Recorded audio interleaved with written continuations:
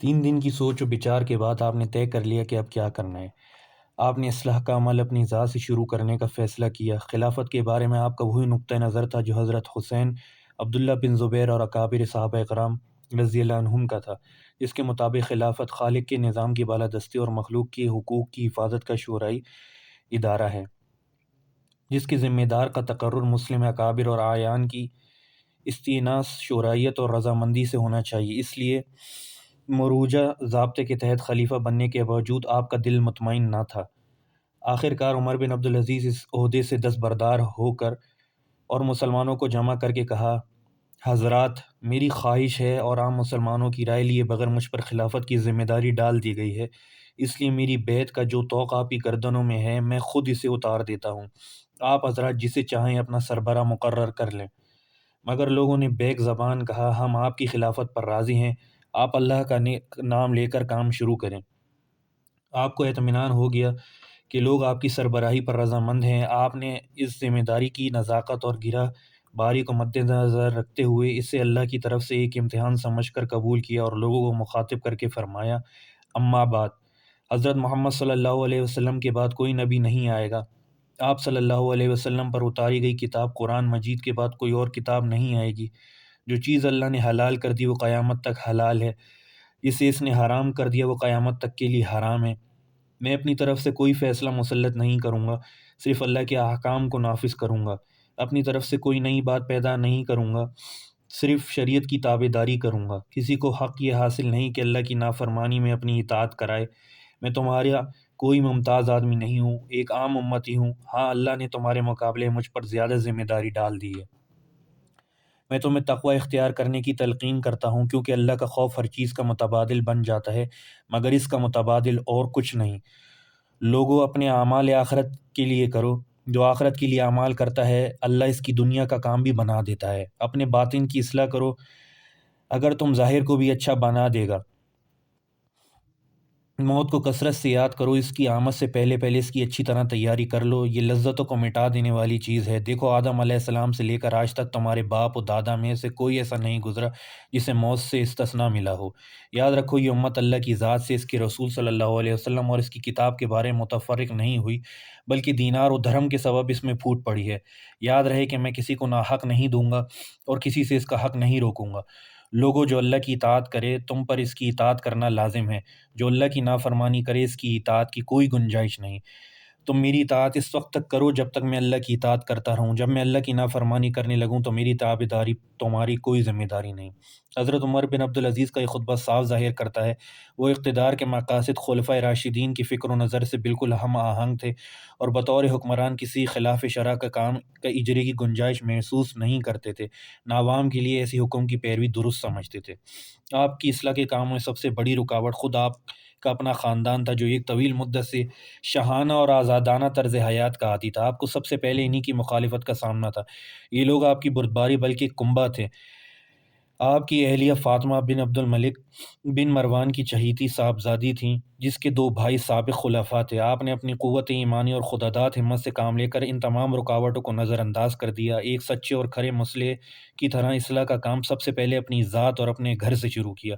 وہ تمام شاہانہ ٹھاٹ باٹ ختم کر دیے جو پہلے حکمرانوں نے اجمی بادشاہوں سے متاثر ہو کر شروع کر دی تھی۔ اس کی جگہ وہ سادہ اور فقیرانہ رہن سہن اختیار کیا جو خلفائے راشدین کا تھا۔ اس وقت آپ کی موروثی جاگیریں بہت بڑی تھیں، جن کی سالانہ آمدن 40,000 دینار تھی۔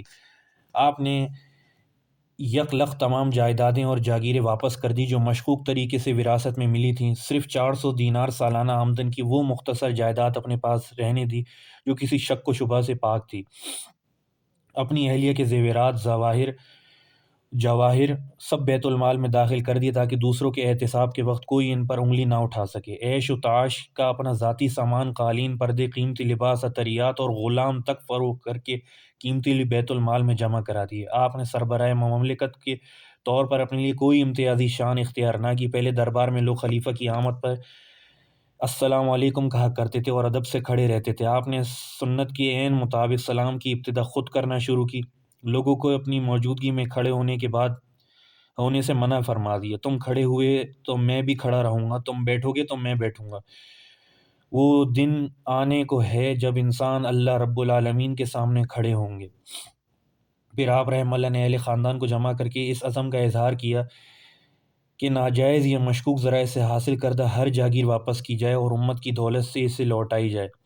خاندان کے لوگوں نے سخت برہمی ظاہر کی، مگر آپ نے اپنے فیصلے پر ڈٹے رہے۔ آپ نے مسجد میں مسلمانوں کو جمع کر کے اعلان کیا، گزشتہ خلفاء نے ہم اہل خاندان کو ایسی جاگیر اور ایسے تحائف دیے جن کو دینا جائز نہ تھا، نہ لینا۔ میں یہ جاگیریں اصل حقداروں کو واپس کرتا ہوں اور اپنی ذات اور اپنے خاندان سے اس کا آغاز کرتا ہوں۔ یہ کہہ کر آپ اپنی جائیدادوں کے کاغذات منگوائے۔ آپ کا خادم مزاحم ان کاغذات کو پڑھ کر سناتا جاتا، آپ قینچی سے کاٹ کاٹ کر پھینکتے جاتے۔ صبح سے لے کر ظہر تک یہ سلسلہ جاری رہا اور آپ نے اپنے خاندان کی تمام مشکوک جائیدادیں واپس کر دی۔ آپ کی انگوٹھی میں ولید بن عبد الملک کا دیا ہوا ایک قیمتی نگینہ جڑا تھا جو مراکش کے خراج کی مد میں آیا تھا۔ آپ نے وہ نگینہ نکال کر بیت المال میں جمع کرا دیا۔ اہلیہ کے پاس اس کے باپ کے خلیفہ اب عبد الملک کی دی ہوئی ایک بیش قیمت انگشتری باقی رہ گئی تھی۔ آپ نے صاف کہہ دیا، یا تو اسے بیت المال میں داخل کر دو یا مجھ سے الگ ہو جاؤ۔ وفا شعار بیوی نے فوراً وہ انگشتری بیت المال کے لیے دے دی۔ خالق اور مخلوق سے اپنا اور اپنے گھر والوں کا معاملہ صاف کرنے کے بعد آپ دوسرے امراء کے احتساب کی طرف متوجہ۔ آپ نے اعلان کیا کہ حکمران خاندان کسی بھی فرد کے خلاف رعایا میں سے کسی کا کوئی دعویٰ تو وہ اسے پیش کرے۔ بہت سے لوگوں نے حاضر ہو کر مختلف حکام، امراء اور شہزادوں کے خلاف دعویٰ ثابت کر دیا۔ حضرت عمر بن عبدالعزیز نے بڑی بڑی شخصیات کا بھی لحاظ نہ کیا، دوسرے شہروں کے حکام کی نام کی تاکیدگی کے احکام بیچ کر ہر جگہ غضب شدہ املاک اور چیزیں حقداروں کو واپس دلوانا شروع کر دی۔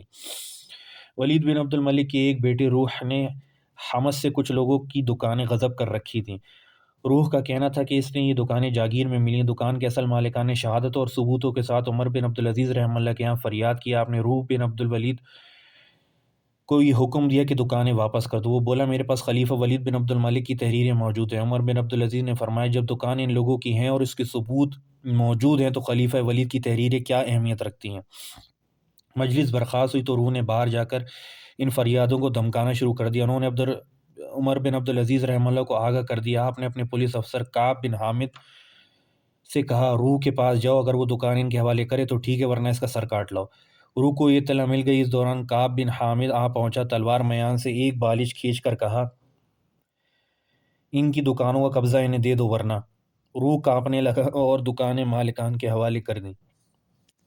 فدق کی زمین کا مسئلہ بھی آپ نے بڑی اہمیت سے حل کیا۔ اس زمین کی آمدن نبی کریم صلی اللہ علیہ وسلم اپنے خاندان کی ضروریات میں خرچ کرتے تھے۔ آپ صلی اللہ علیہ وسلم کی وفات کے بعد بنو ہاشم کا خیال تھا کہ یہ زمین وراثت میں انہیں ملے گی، مگر حضرت ابوبکر صدیق نے انبیاء اکرام کی وراثت جاری نہ ہونے کی حدیث کے پیش نظر اس خاندان نبوت میں تقسیم نہ فرمایا، بلکہ سرکاری زمین قرار دے کر اسے کا اختیار اپنے پاس رکھا۔ تاہم اس کی آمدن طرح طرح خاندان نبوت پر خرچ فرماتے تھے۔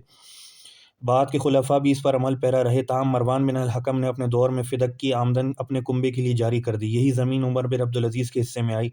عمر بن عبدالعزیز رحمہ اللہ نے اس غلطی کی اصلاح کی اور فدق کی آمدن خلفائے راشدین کے دور کی طرح دوبارہ بنو ہاشم کے لیے مخصوص کر دی۔ حکمران خاندان کے شہزادے اس صورتحال سے بڑے پریشان تھے۔ انہوں نے عمر بن عبدالعزیز کی پھپھی فاطمہ بنت مروان کو اپنے پاس بھیجا۔ عمر بن عبدالعزیز اپنی اس پھپھی کا بڑا احترام کرتے تھے۔ پھپھی نے کہا، میں نے اہل خاندان کو دیکھا ہے کہ وہ تمہارے بارے میں باتیں کر رہے ہیں، ڈر ہے کہ کسی دن تمہارے خلاف اٹھ نہ کھڑے ہوں۔ آپ نے فرمایا، قیامت کے دن سے بڑھ کر کسی اور چیز سے ڈروں تو اللہ اس چیز سے مجھے محفوظ نہ رہوں۔ پھپھی یہ سن کر واپس لوٹ گئیں اور کنبے والوں سے کہا، یہ سب تمہارا اپنا کیا دھرا ہے۔ تم عمر بن خطاب رضی اللہ عنہ کے خاندان سے لڑکی بیوہ لائے تو اپنا لڑکا اپنے نانا پر چلا گیا۔ اس کے بعد ہشام بن عبد الملک نے خاندان کی نمائندگی کرتے ہوئے بات چیت کی اور کہا، جو کام آپ کے زمانے سے متعلق ہے وہ ضرور کیجیے، مگر گزشتہ خلفاء جو کچھ کر گئے ہیں اسے اسی حالت پہ رہنے دیں۔ آپ نے جواب دیا، اگر ایک معاملے میں تمہارے پاس دو حکم نامے آئیں، ایک امیر معاویہ رضی اللہ عنہ کا، دوسرا عبد الملک کا، تو کس پر عمل کرو گے؟ ہشام نے جواب دیا، جو حکم نامہ پہلے کا ہو اس پر عمل کروں گا۔ آپ نے فرمایا، تو پھر ان سب دستاویزات سے پہلے میرے پاس کتاب اللہ آ چکی ہے، اب کوئی چیز چاہے جو مجھ سے پہلے زمانے کی ہو یا اس کے زمانے کے بعد کی، میں اس بارے میں کتاب اللہ پر عمل کروں گا۔ ہشام لاجواب ہو کر واپس چلا گیا۔ اموی امیر امبسہ بن سعید عمر بن عبدالعزیز رحمہ اللہ کا اپنا پرانا دوست تھا۔ سابق خلیفہ سلیمان نے اس کے لیے 20,000 دینار کی ادائیگی کا حکم جاری کیا تھا۔ ساری کارروائی مکمل ہو چکی تھی، صرف خزانے سے وصولی باقی تھی۔ سلیمان کی وفات ہو گئی۔ اب امبسہ حضرت عمر بن عبدالعزیز کے پاس آیا اور ماجرا سنا کر اس کی رقم کی ادائیگی منظور دے دی گئی۔ عمر بن عبدالعزیز نے پوچھا کتنی رقم ہے؟ امبسہ نے کہا 20,000 دینار۔ آپ نے حیرت سے کہا 20,000 دینار؟ اتنی رقم سے تو 4,000 مسلمانوں کے گھروں کی کفالت ہو سکتی ہے، اتنی رقم میں ایک آدمی کو کیسے دے دوں؟ واللہ میرے پاس اس کی کوئی گنجائش نہیں۔ امبسہ نے یہ سن کر اس پر چوٹ کی اور کہا امیر المومنین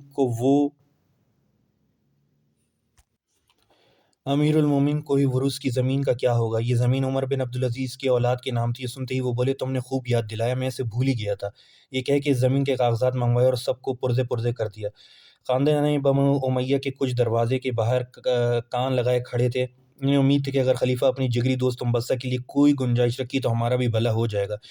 جب امبسہ نے انہیں باہر آ کر یہ حال سنایا تو اس نے کہا خلیفہ سے جا کر کہو باہر برادری والے جمع ہیں اور کہہ رہے ہیں یا تو ہماری وہ عطیات جاری کریں جو ہمیں پہلے ملا کرتے تھے، ورنہ ہمیں دوسرے ملکوں میں ہجرت کرنے کی اجازت دیں۔ امبسہ نے اندر آ کر یہ پیغام دیا تو آپ نے فرمایا وہ جہاں جانا چاہیں انہیں اس کی اجازت ہے۔ ایک بار آپ کی پھپھی آئیں، دیکھا امیر المومنین دسترخوان پر بیٹھے چھوٹی چھوٹی روٹیاں زیتون کے تیل اور نمک کے سوا اور کچھ نہ کھاتے تھے۔ پھپھی نے کہا کھانا تو بہتر کھایا کرو۔